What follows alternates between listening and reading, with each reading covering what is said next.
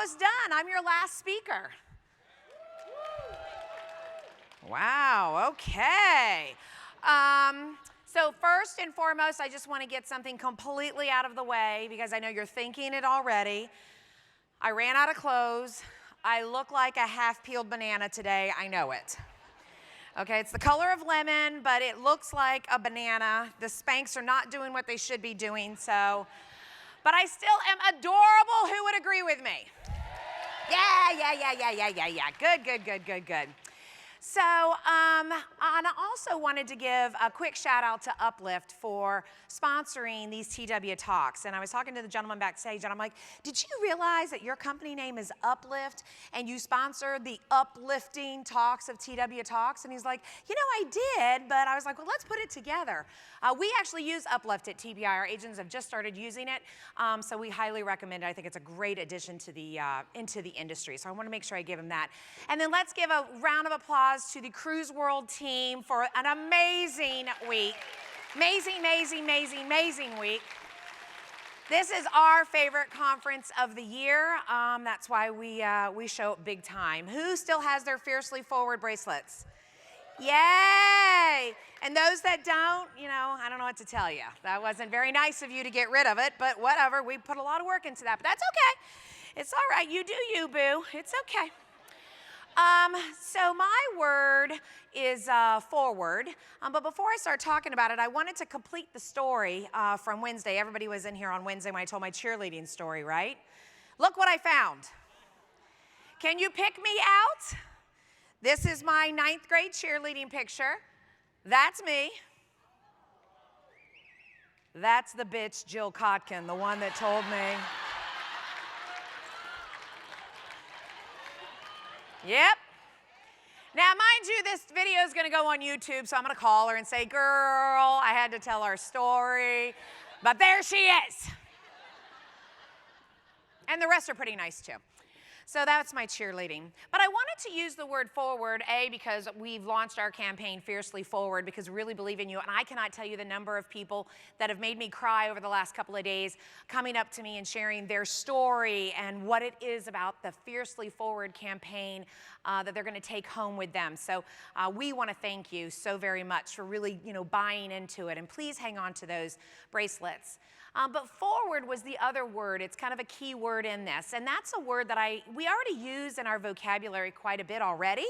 But I think we don't look at it the same way that maybe we can look at it. So let's look at all the different ways we use the word forward.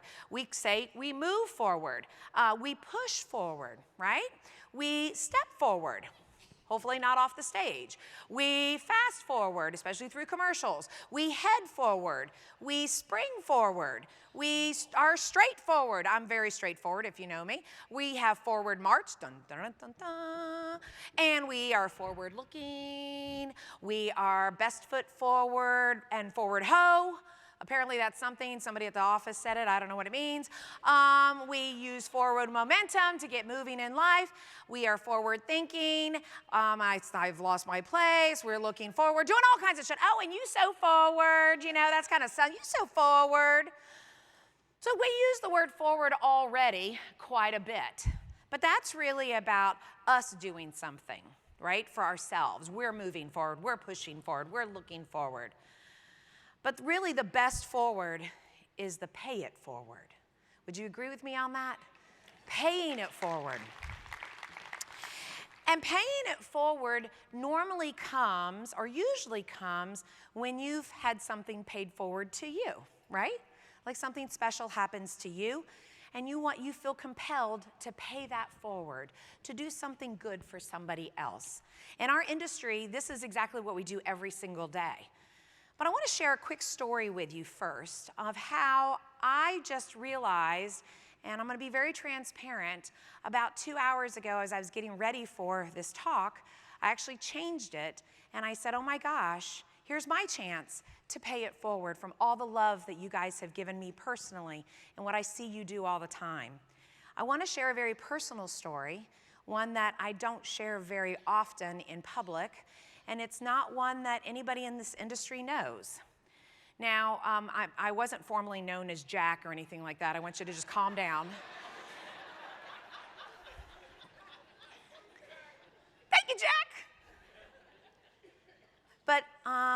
Remember, I was a cheerleader.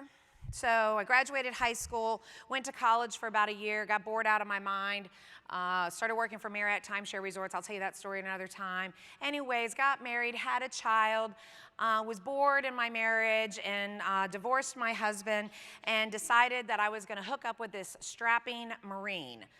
His name was Ed. I won't say his last name because, again, it will end up on YouTube, and I don't want to ruin a man's life. But I was with this man for 2.5 years. And for 2.5 years, he hit me every single day. Every single day. He either hit me in the back, pulled my hair, would throw me up against a wall. He hit me every single day for 2.5 years. Now, many of you might be sitting there thinking, why would you stay with somebody for 2.5 years? Well, if anyone in this audience, and I guarantee you there's at least a dozen of you that know somebody or have gone through it yourself, it's a slow process. It's a process of beating you down and then beating you. And I put up with it for 2.5 years. And my family was really trying hard to get me out of it. My son was not in any kind of danger. I remember my brother came and he's like, I'm gonna beat him up. And my brother was 18 years old and was like a twig. And I'm like, he's gonna snap you like a twig. Get the hell out of here, I can handle it. And for 2.5 years, I put up with it. And back in the 80s, it wasn't easy to get out, as it's a little easier now, but emotionally, it's certainly not easy. But physically, it wasn't easy. I would call the cops would come, and I would have a 10-day cooling off period. I would have a 10-day cooling off period that I had to go through before they would do anything. So the world worked against me. The shelters for women were disgusting. It was a bad situation. I finally got away, finally woke up one day, finally all things lined up, and I got away. Yes. Thank you. Don't make me cry up here. I don't have the best eyelash glue on today. So I got away, so that was a good thing. And you know how in life, when I talked about this on Wednesday, sometimes you make the right decision, you go this way, and sometimes you make the wrong decision, you go that way. Well, I made a good right decision, my next move. I had to kind of hide because he was a stalker, and this is before Facebook and all this good stuff. I had to hide. I moved a couple of times, and then I finally moved back to Orlando, and I didn't want to live by myself because I was fearful of living by myself. I was scared he was going to come back. So I moved in with this guy named Doug Gomber. Yes, we can use first and last names in good stuff and bad too, right? So Doug Gomber, shout out to you, Doug, because I'm sure you're going to watch this. Doug Gomber took me in. We were friends. We were great friends. And he was quite a bit older than me. I was about 28, 29 years old at this point. And he was part of a softball team, an all-male softball team. Anybody been part of that? Like, your husbands play softball? Anybody? Well, okay, so it was a big deal. It's a big deal in Orlando. But these guys are like 42 years old, 40, 41, 42 years old. And I was hanging out with them. I think it's a little weird now, a 20-year-old hanging out with 42-year-olds, but, whatever.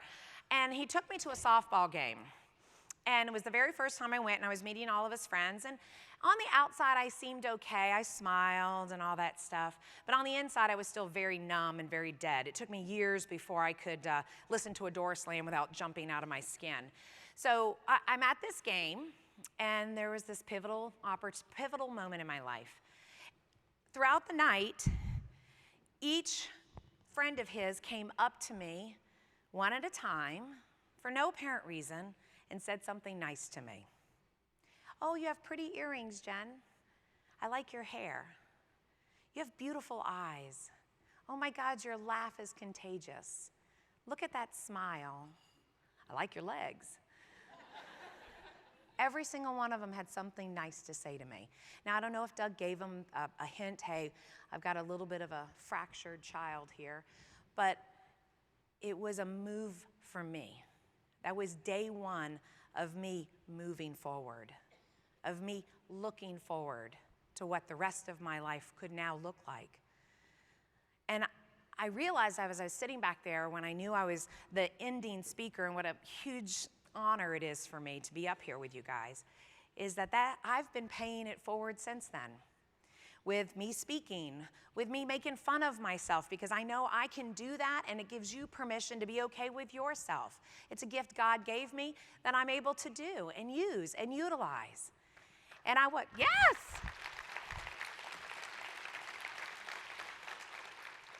And you know what's the beautiful thing about all of this, you guys? Besides the fact that I think I've stalked him on Facebook, that Ed dude, and he's living a miserable life, thank God. Yeah, payback is hell. Look where I am, I know where you are. But what's beautiful about this whole thing is you get the opportunity to do that every single day. You have a story. You have something that somebody has done something nice to you for. In our business, in the business that we're in, you pay it forward when you really slow down and be proactive and make sure you ask the right questions of your client, of what's needed in their life right now. You pay it forward by you doing a really good job. You pay it forward when you go to you sit to the person next to you at the table who might not have said anything, and you're the one that says, "Hi, my name's Jen." You're paying it forward. Everything we do can motivate others to be their best. And that's really what we're here to do.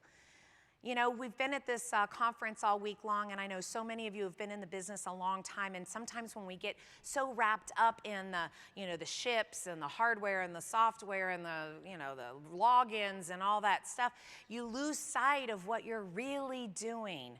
When you leave here, pay it forward by doing the best job you can. Pay it forward by helping a family spend time together in the atmosphere that's perfect for them. The family, the couple that's been fighting, that forced themselves to go away. Pay it forward by doing your job. Pay it forward by, if you're believing in Fiercely Forward and you're doing something about it, that you tell people you're doing that, because that may inspire them to do the same.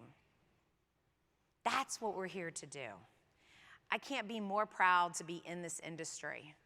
I cannot be more excited for what each one of you are getting ready to do when you leave here today and go back into your business. Because I listen to all the TW Talks and all of that information. You stitch that all together, and all the information that you learned, you have everything you need. You have the people sitting next to you. You have the people that are in your Facebook groups. You have all the suppliers and their sales managers and the BDMs. You have family at home that want to cheer you on. Be boastful, be bold, be prideful of what you do, because what you do makes a massive impact. A massive impact. And so I think that's all I have to say, except for move your effing business forward, people. I want you to stand up, put up your arms, play the music, cue the music, big guy. Hold on. See, you hate it when the DJ doesn't listen to you. Cue the music. We're going to go fiercely forward.